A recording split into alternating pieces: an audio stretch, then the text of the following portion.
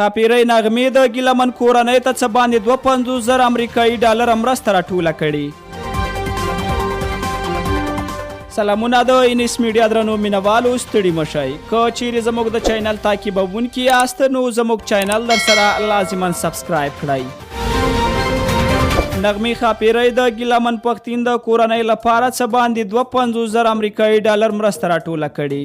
افغاني سندرغاړې نغمې ښاپیرۍ د ګیلمن پښتین کورنۍ لپاره 250,850 ډالر مرسته راټوله کړې او پلان لري چې دغه لړۍ به 80,000 ډالرو ته ورسوي. هغې ویلي راټوله شوې مرسته به د یو میکانیزم له لارې د ګیلمن کورنۍ ته وسپاري. نوموړی په اسلام آباد کې د چړو او کوتکونو په ګزارونو سخت ټپي شوی و چې د 3 ورځې کومه وروسته یې تېره ورځ په پیمز روغتون کې ساه ورکړه او د تېرو جمعې په ورځ په خپل کلي رزمک اسد خیلو کې خاورو ته وسپارل شو.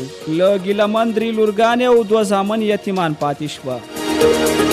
ملتیا مونړۍ مننه تر بیا ښې چارې.